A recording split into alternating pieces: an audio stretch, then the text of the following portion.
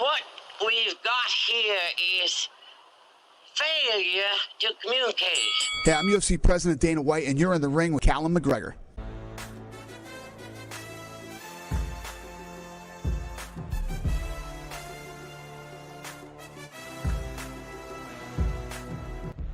Let's go! Let's go!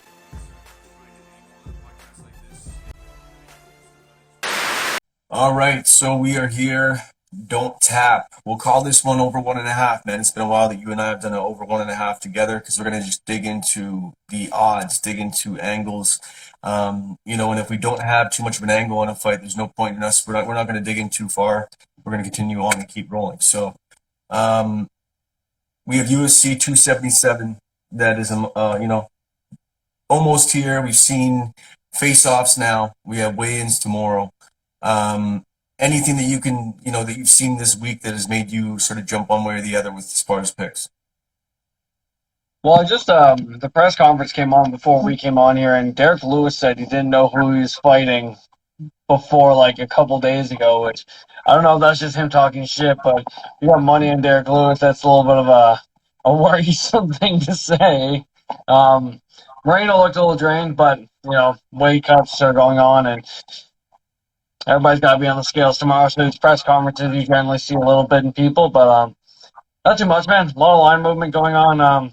As I mentioned in what I did earlier this week, Dontel Mays is increasingly climbing up there, so hopefully you got a good line on that one. I locked that shit in at like -110 when it was still a pick'em, but yeah, man, if you're on the Anthony Smith side, the fate of Anthony Smith continues, and I'm so cool with it. I mean, I can't find myself going any other way on that fight, but we'll dig into them. Let's go from the top down. We have UFC 277. We have Nunes coming back to try to get her belt back against Juliana Pena.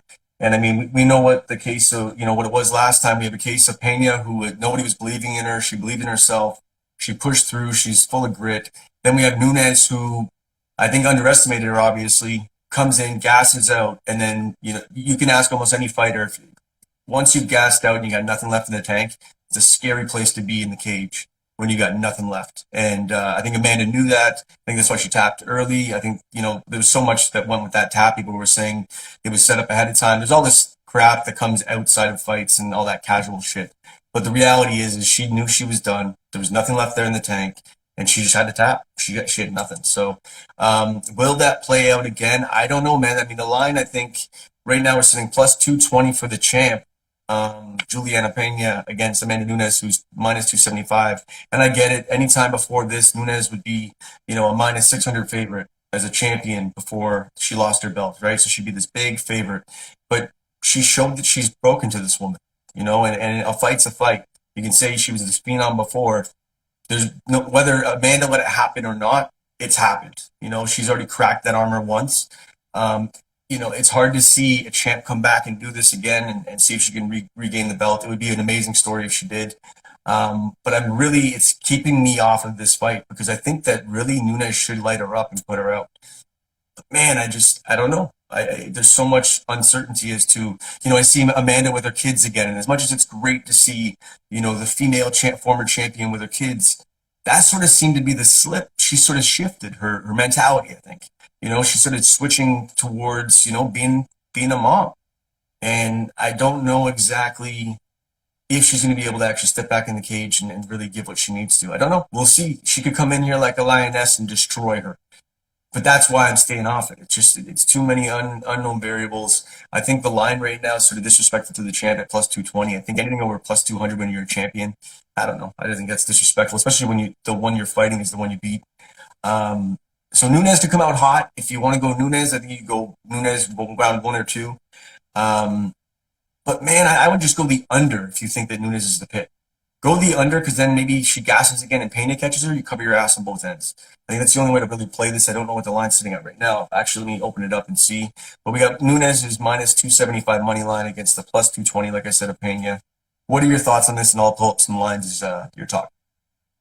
yeah, so I've gone back and forth in this fight a fair bit, and honestly, it kind of breaks a lot of rules on mine because it's women's MMA and it's chalky women's MMA to begin with. So we're already in a bad position in that one. There's a lot of things that came into that first fight. Amanda Nunes had COVID a couple weeks prior.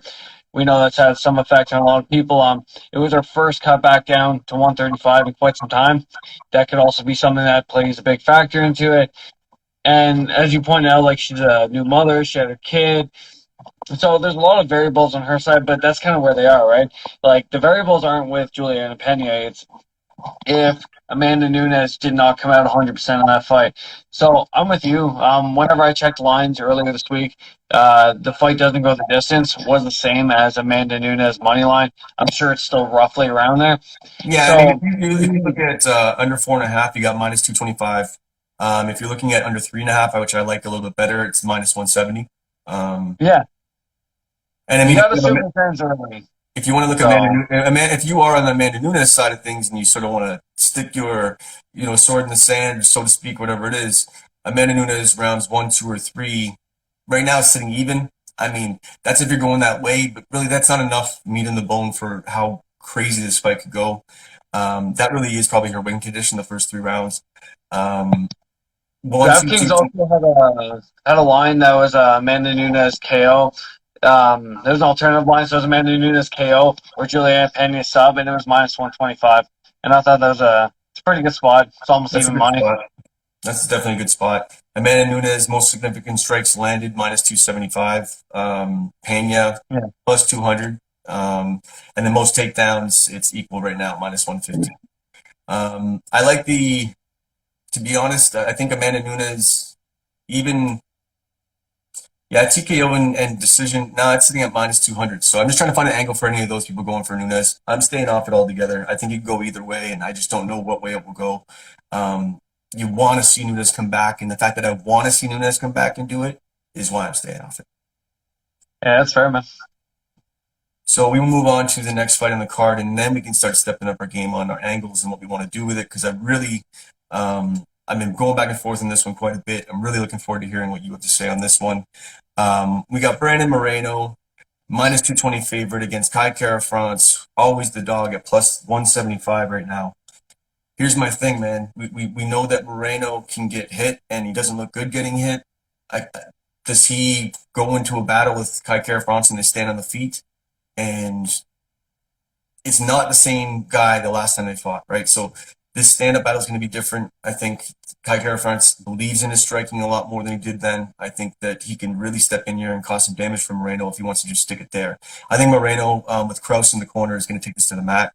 I think he's going to want to take this to the mat pretty early and wear on Kai Kara France, get rid of some of that power on the punches, and then going into that, halfway through the fight, switch it up and start standing on the feet with it if need be.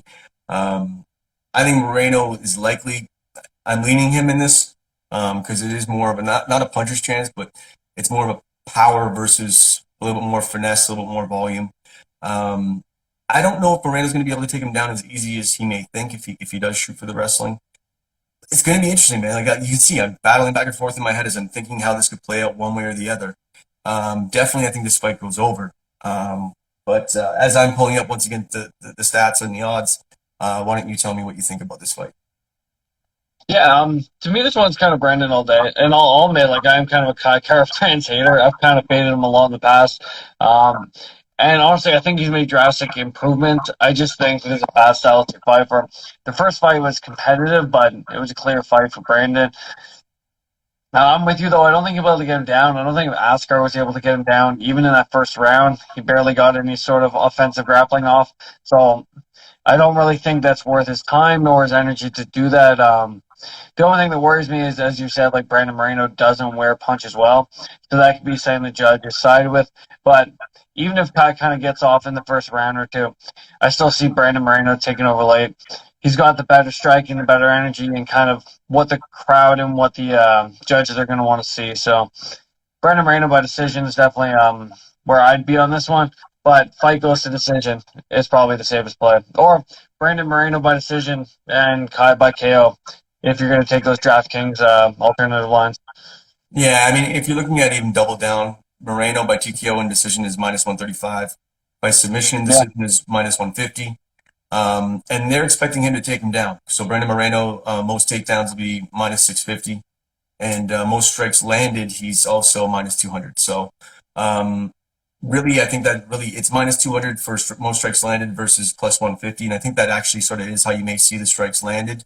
But if it goes the full distance, the full 5 rounds, is there more damage one way and then more volume the other way? And we'll have to see how that is judged and how it's played out.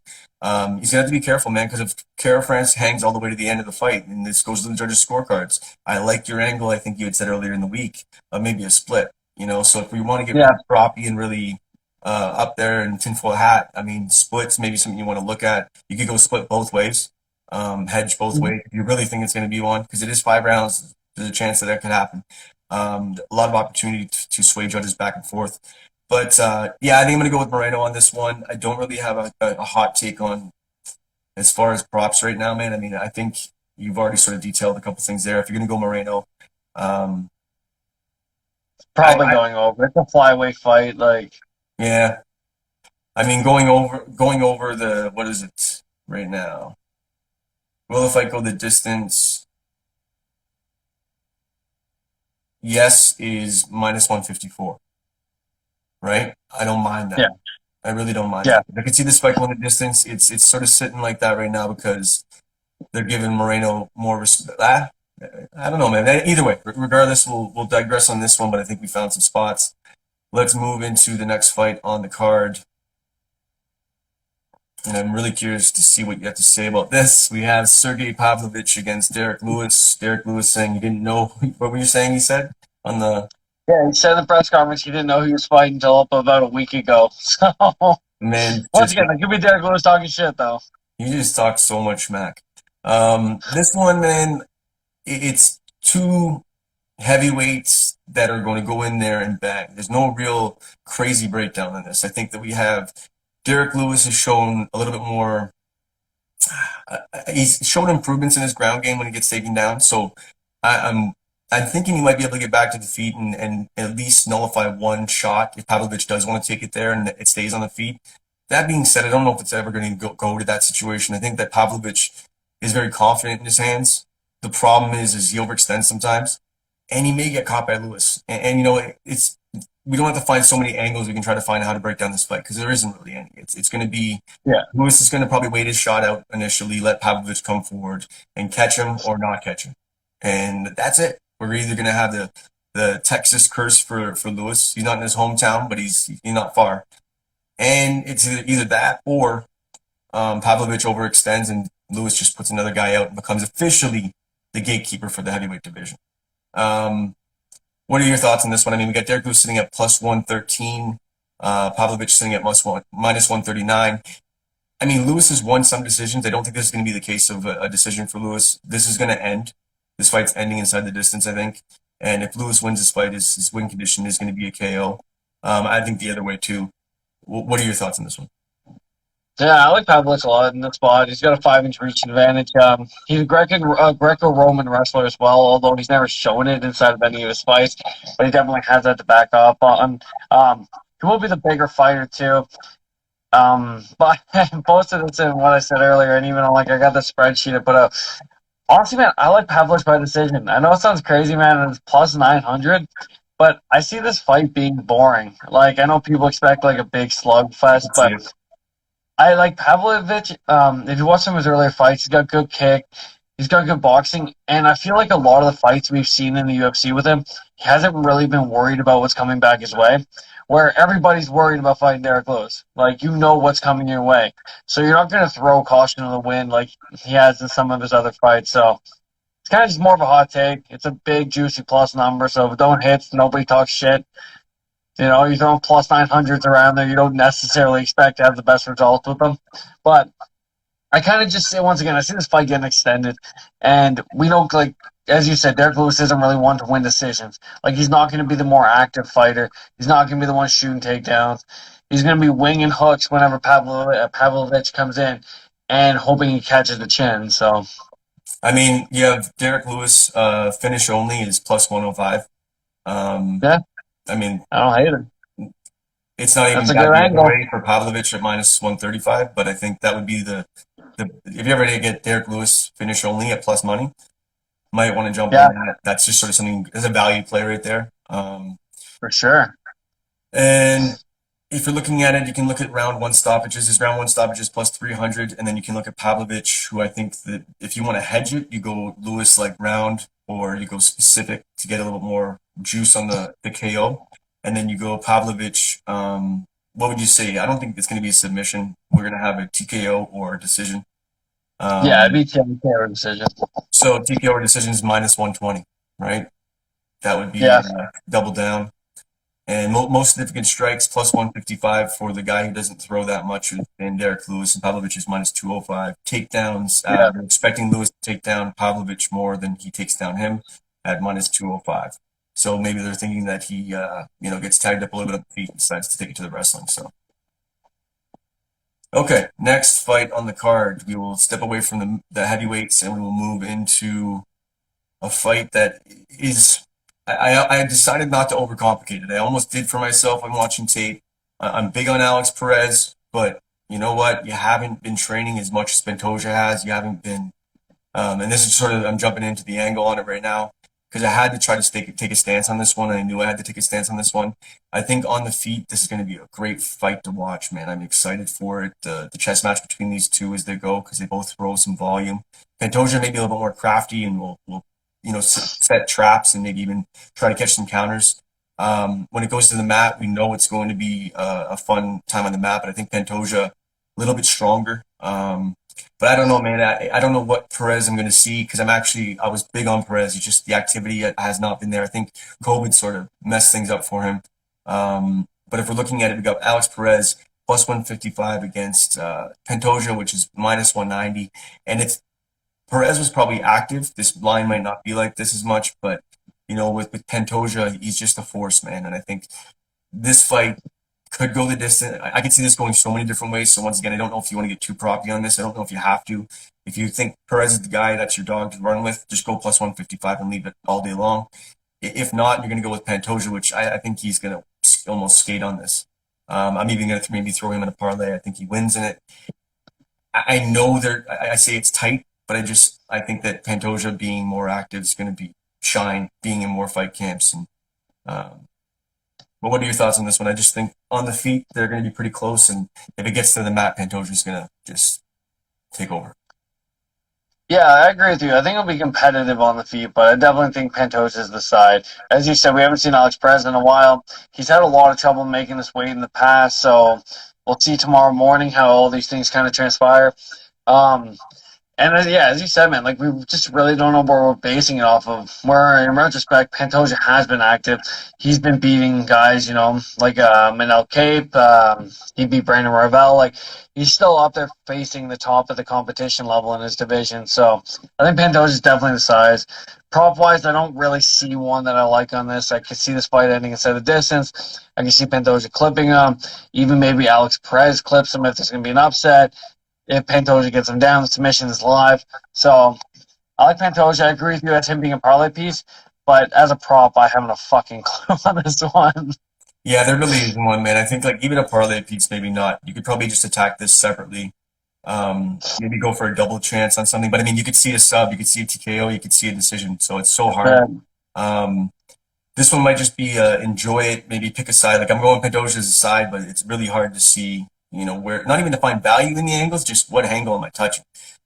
So you don't want to shit all over yourself with that one. You may want to stay away from it as far as delving deep. Just enjoy it, and that is it. But I will jump all over this one because this one I've been thinking about this one for weeks. It still baffles me that this line keeps creeping in my favor. Anthony Smith against Magomed Ankalaev. Now, I'm going to let you know ahead of time. This isn't a homer thing, but I'm a fan of Anthony Smith. I have been because of his style.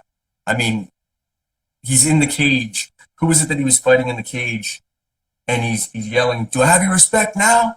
Do I have?" After just almost stopping him. Hector Lombard. Hector Lombard, yeah. He's laying on his back and he's, "Do I have your respect now, Hector? Do you know my name now, Hector?" After just tagging him and Hector going for a desperate takedown right at the end of the round. And then he comes out and says, "I got your respect now, don't I, Hector?" And then he finishes it. That kind of shit to me is a guy who will fight for your money, a guy that will go get it. That being said, we've seen that guy also shell up and get lost on the ground at times. even get lost on the feet at times when he wasn't fully in it. I like this line being so disrespectful because the guy who was in that cage with Hector Lombard, why I bring it up, it's being pushed, this video, all over the place right now. But why I bring this one up is he's got a chip on his shoulder right now, just like that guy in the cage. He's got a huge chip on his shoulder because he's a plus 400 and he's fought some of the best guys in the world. He's fought in some main events all over the world. And he's got Ankalaev, who is good, don't get me wrong, who is someone we've all touted that could be a guy that holds the belt one day. I'm not as big on him as everybody else is, but he does have the skill set to do it. But his mentality has not shown me that he is the guy to do it. You know, he's acting like he's John Jones in there trying to figure out this just to hold on for a victory when you haven't even got the fucking belt yet, homie. What are we doing? You know, and I know this guy is a high-level martial artist. But seeing you in there trying to be this tactician guy, you're looking for that highlight front kick or you're looking for, you know, that beautiful step-in hook. And it's like, if you wait on that with Anthony Smith, you're going to get tagged. You're going to try to play that pretty game outside to try to find your spot to end it perfectly. You're going to get tagged or even taken down and submitted. Like, this guy's vicious. And if he hits you and clips you, he'll jump on your neck and he'll take it home with him. Like, he's not going to, if he has an opportunity, he's going for it. And that's it. So, saying all of that, now I'll take my fan hat off and I'll just say, we have a guy who's fought almost everybody. So he has a strength of schedule there. He's a vet who's fought 5 rounds in main events. He now has a chip on his fucking shoulder. And on top of that, you're going to give me plus 400 when he has 3 different win conditions. Like, if this goes to a grappling affair on the ground, and the weight, depending on how this grappling affair goes, it could be Anthony Smith winning some stand-up exchanges and a little bit of grappling stuff through his jiu-jitsu. And then he wins a decision. Or he could take that neck, take that arm, or he could win it on the feet from maybe not as much volume.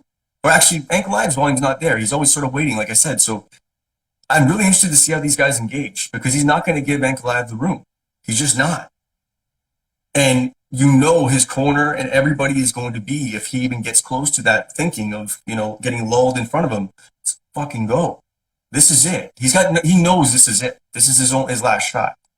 So I'm getting passionate about it, but I am because how the fuck are you going to give me plus 400 on Anthony Smith? I don't get it. I don't know what world I'm living in right now. Plus 400 on Anthony Smith. You guys keep dogging him. Ryan Spann, we dogged him. I got him. I cleaned up on that. So yeah. Anthony Smith, I think, is going to gain respect from Ankalaev right away, and we're going to know within the first 2 minutes of what this fight's going to be. And man, if Ankalaev doesn't get into very dominant positions early and hold him there, he's in for a night. And I'd like to see what he looks like in a 5-round fight against Smith, but we'll see what this plays out to be. Anyways, you know where I'm going on this one. I'm pretty passionate about it just because, well, it's value on top of, even if the line wasn't that wide, I don't get it. So I'm going Smith on this one, and I think he just has too many avenues not to jump on that value. Your take, sir. Yeah, so unfortunately, I'm actually missing this card this weekend. Like, I'm not mad about it. I'm going to go see Bill Burr in Montreal with my girlfriend. So that's awesome. Yeah, so honestly, I'm more than happy to be missing this card. So, especially because, like, honestly, women's MMA, top take, don't care. But this is the one fight where I'm like, fuck, man. Like, I've been a diehard Lionheart fan since the beginning. One, because one of my favorite bands is called Lionheart. And two, because this guy fights like he had to, man. Like, as you said, the Hector Lombard thing, like, he's in it. And like any other fighter, man, you know, like, he's gone through some sort of things. He was at the top. He had that kind of frozen performance against John Jones. And then you had the Glover fight where he was kind of winning it, but then he got taken down and, you know, spitting out his teeth. He's still not giving up. My thing with Megamod is I don't think he wins a striking exchange, and that's where I get confused by this line. Because just statistic-wise, you think generally, like, the bookies and stuff like that, the guys that set the lines, they're usually ahead of this type of stuff. So I'm surprised they're giving you such plus money on Smith because Ankalaev only shoots 1 takedown per fight. And like, you look back at some of his fights, he didn't take down Thiago Santos, which has been the clear, definitive way to beat him, and he got dropped in that fight. He didn't take down Krylov to the second fight, lost that first round on all the judges' scorecards. So I see a lot of people be like, oh, this guy, he has the best fight IQ. I'm sitting there looking like, what the fuck are you guys talking about? Like, that's not fight IQ. Like, you see definitive weaknesses in fighters, and you expect that other fighter, especially if they have an advantage there, to exploit it. And you don't get that with Magomed. And we saw those calf kicks from Anthony Smith in the Jimmy Crute fight, and it didn't take very many of them where before Jimmy Crute's leg was completely fucked up. So he throws a couple of those takedowns that he doesn't shoot are even going to be harder to get. It's a bigger cage. I'm with you all day on Anthony Smith. Even Anthony Smith by decision, if you really want to increase that value, I think it's like plus 800 right now. Because odds are this fight is going to go to decision. Even if it's the Magomed side. I'm with you, man. Like, I don't see it. Like, and this is what I tell everybody, right? Like, whenever I do my tape study for these fights, I don't look at lines first because lines make me feel biased about what I'm going to go. Like, if I see a minus 600, my brain's going to go, this guy should win 90% of the time. And it kind of, I found in the past, it kind of makes my tape study a little bit harder because, as I said, I'm like cementing that bias before I go in and do it. Makes sense. I do my tape study, I take notes, and whenever I saw this line, man, I was like, what the fuck? Like, how did we get here? So, yeah, like the one note I've been starting to take notes on fighters. It's not after every fight, but I've been taking notes for the past couple months. It's more if just something jumps out at me. And the last time Ankalaev fought, my note was not confident in his own striking. He was not confident in his own striking. He had moments and opportunities, and he decided to stay on the outside, sort of chip away in what was a pretty boring main event.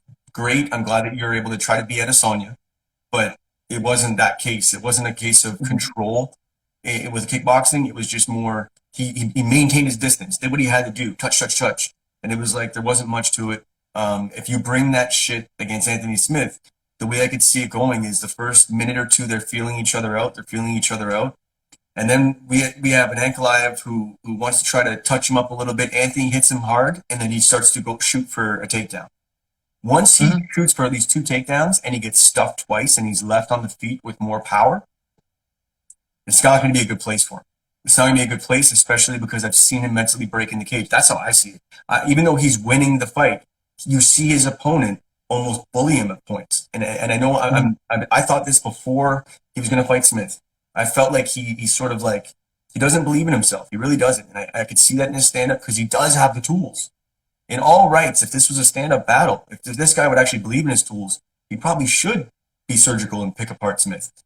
Not going to happen, though. And I think he's going to get touched. And I think all the lines that are here are absolutely ridiculous. Like, Smith by points is plus 900. Smith by points is plus 900. Smith by knockout, a guy who's knocked out many people, plus 900. A guy who, and sure, some regional, but it doesn't matter. He has a power, like it's there. A club and sub situation, and or a sloppy takedown because he's just desperate. Snatches up the neck, plus 1200 submission. Anthony Smith, not rounds, not anything else, just straight up plus 1200. I mean, all day, all day. And even if you want to be, I know you said decision, but if you're thinking Smith could potentially finish it, you got Smith plus 350, finish only. Yeah. And I get it because it's probably not I don't see that one as likely as much, but I mean, man, I don't know. There's just so much there, and I think that the Smith side, I think we're going to either see Ankalaev sort of get stuck on the feet and realize he's in trouble, and or maybe he shows us something different and comes in a lot more aggressive because he's going to have to. He can't go on his back foot and play his game because he's got to know it's not going to work. So Anthony, and lastly, before we move on, what people need to understand, man, like, is if you watch Anthony Smith whenever he's a commentator and an analyst, he is very intelligent and very thorough in the way he breaks down fights. He's not like one of these guys, no offense to Dominic Cruz and stuff like that, who kind of just talks for the sake of talking. Anthony Smith is very on point whenever he's talking about numbers and breakdowns and the way he sees fights from a breakdown perspective. And you got to assume that helps him out a lot. So I guarantee he's done his homework on Ankalaev, and we'll see what happens on Saturday. We'll see what happens after the fact, but I'm sure I'll check it at some point. Well, I mean, already from Dana White's Contender Series, there's a couple pieces added to an Anthony Smith parlay. So now Anthony Smith at plus 380 or 90, whatever it was.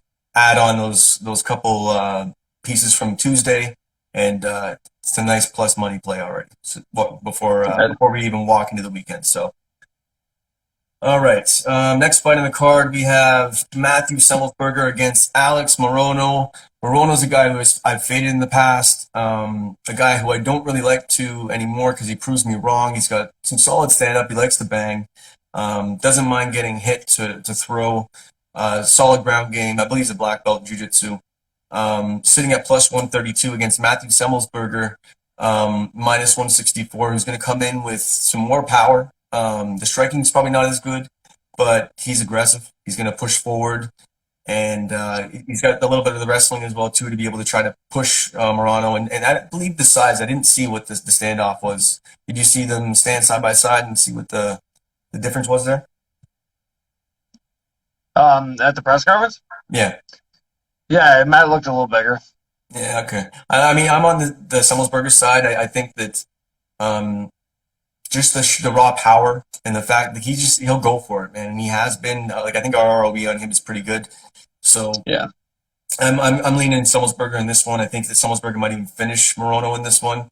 I mean, Morono's not a guy that typically gets finished. It could be a Semelsberger decision, but I think he has enough power, and Morono wants to bang, and I think he can get clipped and put out into a nice little TKO. So maybe even Semelsberger KO or by decision might be a good play. I just think he's going to be too much power for Morono when it comes down to it. What's your thoughts on this one? Yeah, like I agree on this one as well, man. Like, I think with Morona, and there seems to be a lot of people I know are on Morona on this one, and I understand why. The guy's definitely a dog, but like whenever you look at like the people that he's beaten recently, I think Semelsberger wouldn't have a problem with at all either. Like, look at guys like Zawada, like they were just kind of like fade fighters, like so. And then you look at the one common opponent they have, and I know MMA math doesn't work, but Chaos completely cleaned Morona's clock. And where Salmelsberger went 3 rounds with him, didn't win the fight, obviously, but and also, I just think the ceiling is higher for Matt Semelsberger. I think his striking shown improvements. Even that AJ Fletcher fight, like I bet AJ against him, and you and I had a little back and forth on that one. And afterwards, like yeah, AJ lost that fight, and good on Semelsberger, but like it showed some evolution in Semelsberger's game. Mm-hmm. His cardio looked better.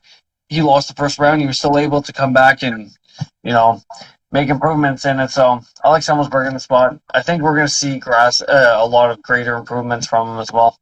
And when he grapples you and grabs those hips or grabs those legs, he's throwing punches and overhands too. So he's trying to get some points out of the situation as well. He's not just holding position all the time. So I think that'll play into his favor as well if it went to decision. Semelsberger by KO and or decision is minus 145. So, and most significant strikes is actually equal. And I think that Morano would probably likely be a little more favored in this situation normally. But if Semelsberger were to club and sub him, he'll probably land about 10 strikes at the finish, and it'll be really quick. Yeah. So he technically would then get the most significant strikes landed. So we'll see how that one plays out. Any other takes on that?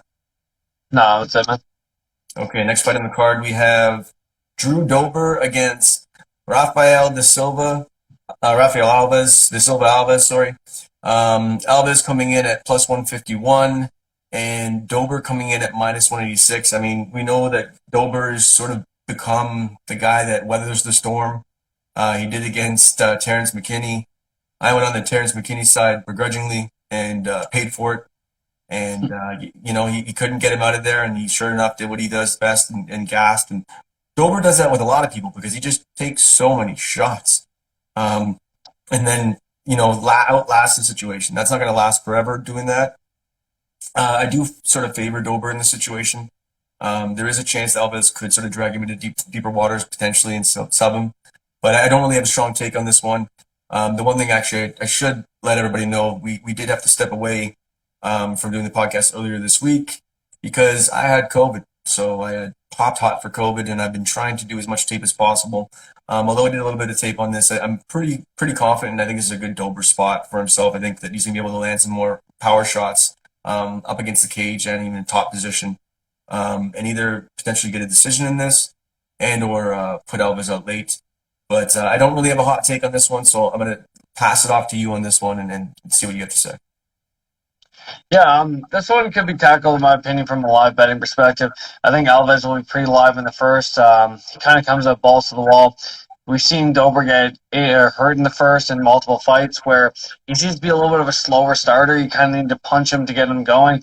So you may get a better line. That being said, not overly confident in that take, but yeah, I'm with Dober on this one, man. As I said, I think you'll probably see Alves win the first round, and then Dober will take over late, and you probably get a second, third round TKO or ride it out to a decision. But first round might be a little bit dicey if you have Dober in your tickets.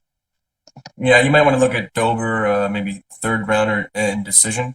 Which would be Dober third round is and decision plus 200. Not a bad play. That's going to be a play that we'll maybe look at. Okay, next fight on the card. We have Don'Tale Mayes against Hamdi Abdel Wahab. Abdel Wahab coming in at plus 155 against Don'Tale Mayes, who is minus 190. Really, Hamdi Abdel Wahab, there's not much out there on him. This guy, there is some power there. Wrestling not all that great. And really only because of other podcasts I've listened to, and I have to just even say Cody Sathik straight up, who I can't not talk about this. He had him almost in a promotion a month ago. So he was almost signed to like lower level, like Niagara Falls, regional promotion stuff. And he was going to get paid $1,000 versus, what Cody was mentioning. Basically, now he's getting obviously the 12-12 with the UFC. And the guy's not that great. He's coming out of nowhere, really. And it's sort of a weird thing that he's even on the card. I know it's a last minute. I know that Don'Tale Mayes has got some solid power in his hands. He's the minus 190 favorite. I think would likely be more of a favorite because there is some uncertainty with somebody who's just coming from nowhere. I'm going to go with Mayes on this, but it's not a strong take. And yeah, I'm gonna lean with Mayes on this, but I'm just not. I don't even want to look for any props on this. I'm just gonna leave it be and stay away from it for the most part. So Mayes minus 290, Hamdi plus 155. That's it. This is one of these fights I'm glad they got on early, man. So I got Mayes at minus 110, put him in a small parlay. So, and actually Mayes did open up as a plus 130 underdog, I think, but that did not stick around for long.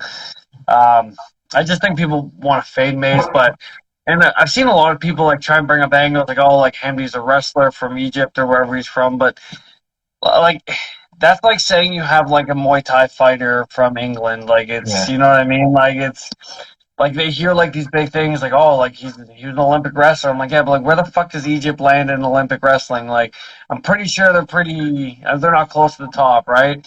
So Don'Tale Mayes doing grappling with American wrestlers, I think is probably going to equal out what you're going to get in him. But I said people hear the word Olympic and I think they go a little crazy. That being said, man, I picked up Don'Tale Mayes early. I think that he's going to have a massive reach advantage. As I said, there's been other podcasts that have quoted this where, I think Hamdi lies about his height because you look at him in the cage and he's below the line, and the cages are 6 feet. So he's saying he's 6 foot. I think he's probably closer to 5'10", 5'11". Don'Tale Mayes is like 6'5", 6'6". I think he's going to tower over him. So I'm excited to see the weigh-ins tomorrow to see what the difference in size actually looks like, so we can put this into perspective and see who's full of shit. But so it may be a hammer spot. Yeah, I think Don'Tale Mayes fucks him up, man. As I said, like you watch his fights, and this was one that was kind of hard to tape study, man. Because like one, they're quick, but like he just throws haymakers. Like there's no setup at all. So I think Don'Tale Mayes he's been in there with the tougher competition. He's been there with UFC caliber fighters and won, despite them being not the greatest UFC fighters. They're still there for a reason. So, yep. Okay, next fight on the card, we have Drakkar Klose against Rafa Garcia. Klose coming off a solid victory in his last one. Garcia coming off of maybe a little bit of a questionable one against Jesse Ronson, where he comes in with the illegal knee, and just sort of maybe helps his gas tank issues that he normally has. He was sort of winning that fight handily, but I mean, still, Ronson's always live for something late, and that chance was taken right away from him with the illegal knee.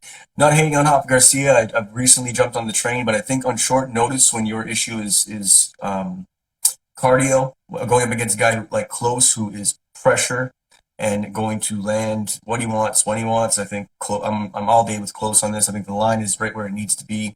I think it's favored, maybe more to minus 210, but either way, it's sitting at minus 230 right now versus the Rafa Garcia at plus 180, who I think is going to attempt some wrestling here because he's not going to want to stand on the feet. I think he's going to gas himself out, or at least look a little bit sloppier when he's standing there. Not too bad, but just get tagged and outclassed. Potentially put out to pasture at the end of the fight. I would maybe look at close third round or decision. But really, for me, I'm close all day on this, and I think I'm even potentially want to put him into a little parlay as well. Yeah, see, this is one of these fights, man, where I couldn't get a good read on because, as I said, with Rafa Garcia, you're right. Like, the cardio is the one thing that scares me, but he is overly aggressive, like we saw in the Natan Levy fight. And once again, you're kind of talking different levels here, but it still stands. Like, if he's able to go in there and implement a grapple-heavy game plan, he's going to be able to win minutes. Jakarta Close got that KO over Brandon Jenkins. I don't really put much value in that. Honestly, I bet Brandon Jenkins a couple times in the UFC. Never ended well for me. So I don't think people should look at Jakarta Close as being this finisher. I think this fight likely goes to a decision, and it just worries me if Rafa Garcia can win minutes, right? Jakarta Close may come on late, but we'll have to see where we that second round might be crucial. It may be a live betting situation too you might want to look at because the lines are close enough that depending on how they jump and what's going on, you may get an opportunity there. So next fight on the card, we have Michael Morales against Adam Fugit. Fugit, I believe, is coming in on short notice. Could have been a guy that could have been on the Dana White Contender Series. Regionally, he's done pretty solidly, pretty well-rounded guy, but I just think he's going up against a monster in Michael Morales, who's someone shows that his takedown defense is there, his power's there, he shucks guys off, and when he shucks you off, he's making you pay for it with something. The striking is just scary, and Morales, I mean, he's Olympic-level wrestler, right, for his country. He's, I don't know what level in jiu-jitsu, and his striking is lethal, and his power's there, and he's under, like, what, 24, 23, I don't even know. And it's just minus 700, can't touch the line. Definitely can't touch the line, but to maybe look at round, like I would try to get value out of this because I think that although Adam Fugit may get another shot after this fight and may do well, it's just not a spot for him to come into. I think Morales round one, I mean, even if they have Morales round one at plus 150, there's no juice. There's no meat in the bone. If you think it extends into round two, you got him at plus 350. There's just nothing there, really. Fight doesn't go the distance is minus 325. Maybe parlay that. But even that, I mean, I don't know, you get caught. It's not probably worth it. So there's not really anything to find on this. I think that Morales could finish the fight in any which way or win it by decision. So it's probably a big stay off for me.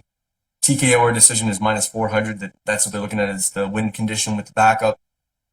So Michael Morales is the pick, but maybe parlay a win condition if you want, but I'm staying off it.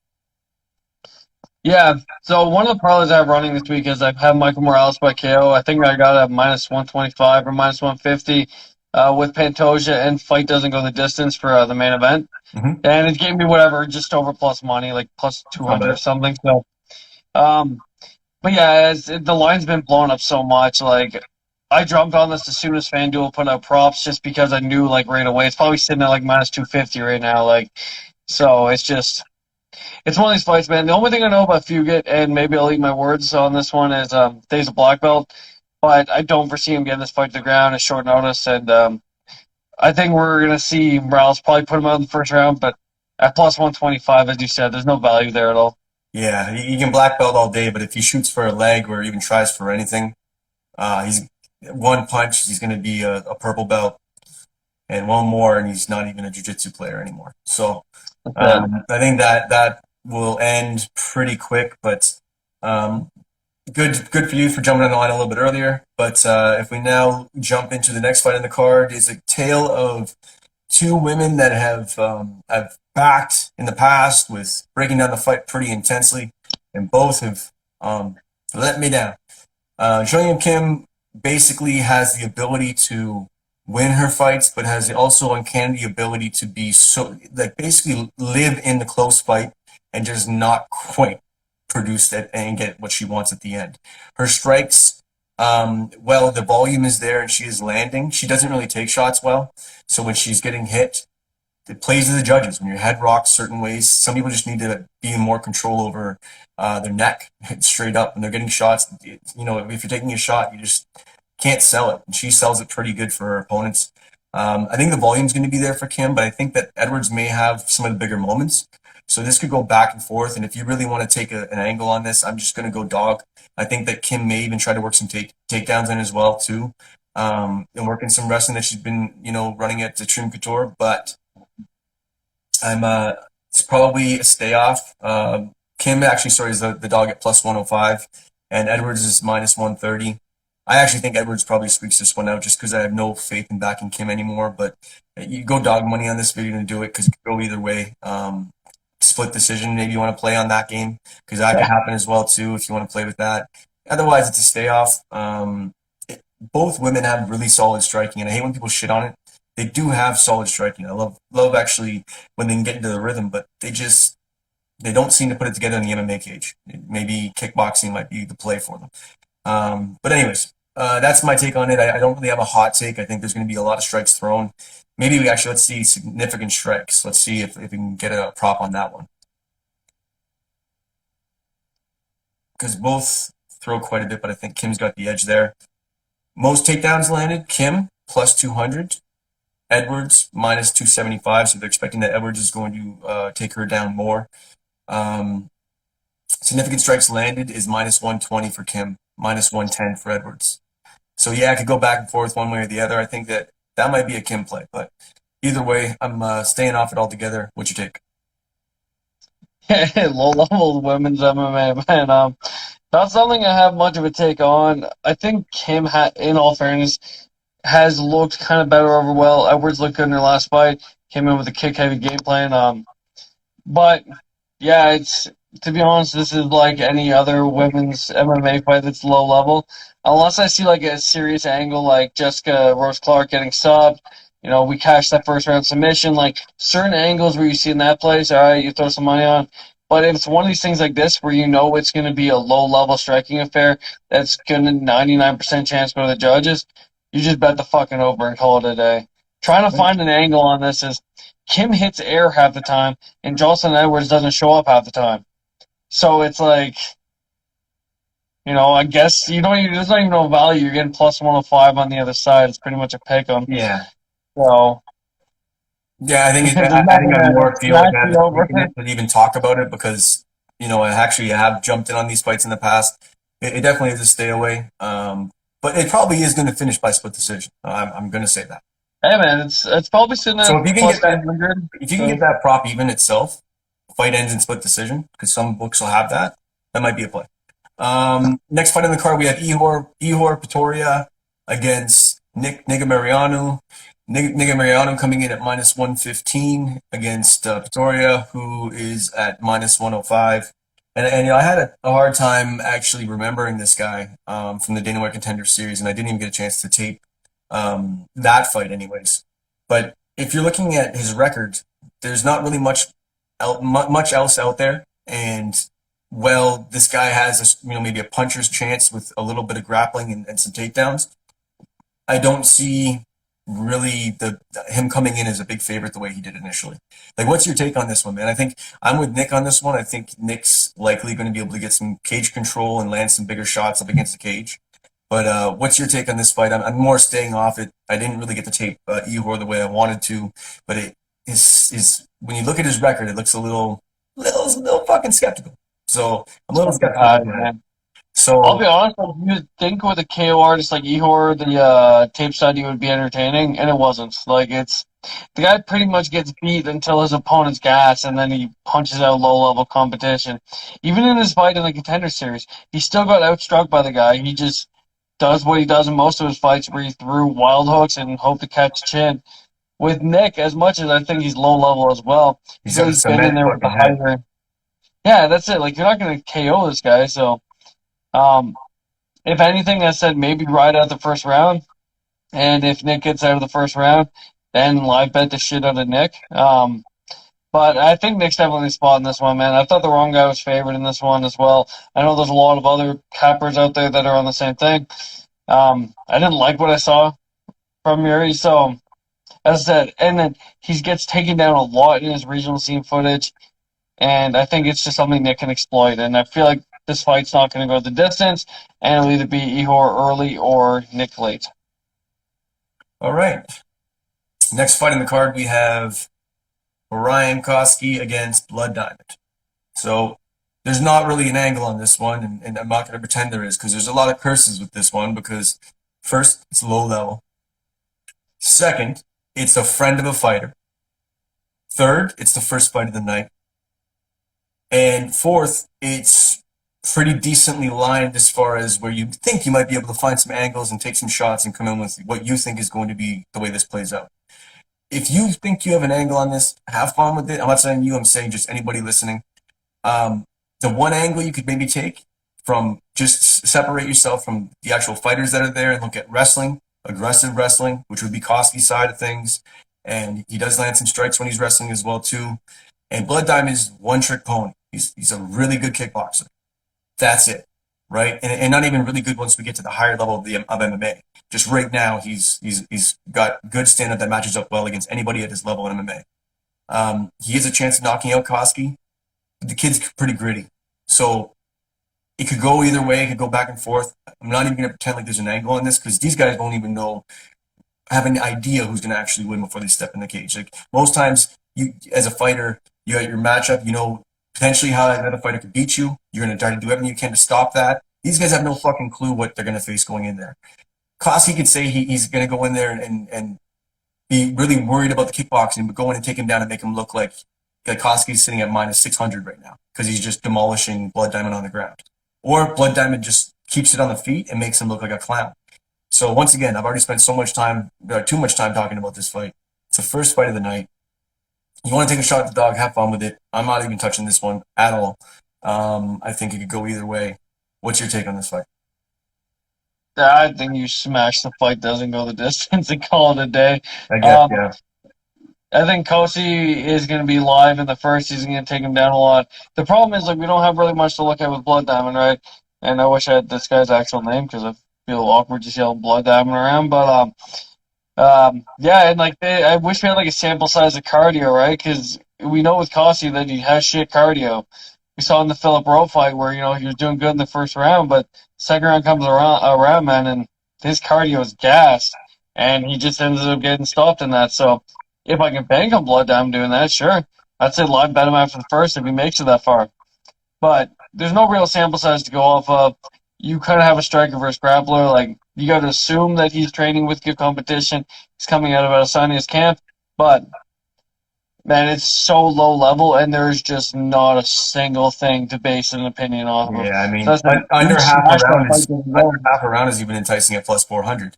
But what am I basing it on? What I think Blood Diamond's going to come out and starch him. So they're going to probably clean up on that prop for people, and it's like, it's not even anything to touch. There's a lot of things that look intriguing, but really this is a trap spot either way you look at it. I'm going to stay off it. If you get Blood Diamond like round 2 and it's like plus 1,000, or round 3 and it's like a plus 1,000 or above, it's worth a stab for sure. You're getting good odds on something that's probable, but unless you're getting like this higher echelon of odds, it's purely gambling at that point. Unless somebody had more tape than we do, I don't know. It's most significant strikes landed. Orion Koski minus 115, Blood Diamond minus 115, and that's likely because if Koski gets it to the ground, his strikes are going to be there. Diamond stands on the feet.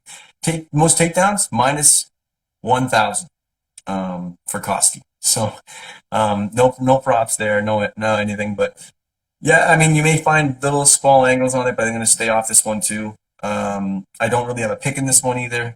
I think fight doesn't go. You're probably your best play, like you're saying. What are you looking at? If you look at under 0.5, like you said, not the one to look at. Under 1.5, maybe even money. Fight doesn't finish the first round, plus 165. Fight doesn't finish the second round, minus 150. just to throw out some ideas there. But I mean, like I said, probably going to stay off it. That's it. So that is all of the fights for the night. If we were to say your strongest play of the night, what's your strongest play on the card? Money line, I'd probably have to say Pantoja. Like I said, I like over-unders a lot more on this card than I really like money lines. Just because I feel like you're getting more value on it, because a lot of these fights are really close. So, What do you like for maybe if you were to break down, like you won't have the numbers right there, but if you were to look at maybe an over-under parlay, 3-piece or something, where do you feel so confident about time? well, when the fight doesn't go in the main event, I'd say you get the over 1.5, or even fight goes to decision with Jakar Close, and the over 1.5 or over 2.5 for Pantoja and Perez, and the over in the Moreno Kai fight. I think those are all real solid spots. I mean, you probably get a decent parlay out of it. Okay. All right. And then, I mean, obviously we know, I think both of us are pretty big on Moreno. Well, there is an opportunity to be exploited and tagged and whatnot. I just think it's his fight to definitely win. The Nunes Pena fight, we're just going to call it fight doesn't go and sort of leave it where it is because it's just so toxic a fight to figure out. Big dog of the year is plus 400 Anthony Smith. 100%. By submission plus 1,200, by KO plus 900, plus by decision plus 900. What's the double chance? I didn't even think about that. It's going to be a little crazy because you don't want to leave. He could win by any which way, but his actual double down is probably still pretty decent. Yeah, I mean, Anthony Smith by KO and or submission is plus 650. Yeah. Like covering two angles, and then if you want to go decision, it's plus 500 and plus 550. Decision, KO, decision, submission. So I'm Anthony Smith all day on that one. To say that we're going to just not jump on that one would be crazy. I like Jakar Close in his fight against Rafa Garcia. I'm pretty confident in that one. And I think the one fight to really exploit is the Hamdi fight. Dante Almeida, you're right. It's not necessarily that it's a top ticket. You're going to put it out there because it is a little bit toxic. But it definitely is the card or the fight to exploit. So Dober by decision and or third round, and third round, definitely a play as well too. Any other spots? No, I think that pretty much sums it up. Okay, all of the people who are sharp bettors and as well as the casuals that think they're sharp bettors that are betting against Anthony Smith, keep coming in with that money. It'll make me a little bit happier because then I'll have to invest less to get more value. So I appreciate that. Yeah. Thank you for your time on that one. As always, we like to, break down fights. We like to watch as much tape as possible to get an angle, see if we can feel this out and line our pockets while we line yours. As always, I'm Callum McGregor. He's Nick Eagle-Eye. And if you don't like it, what we've got here is failure to communicate.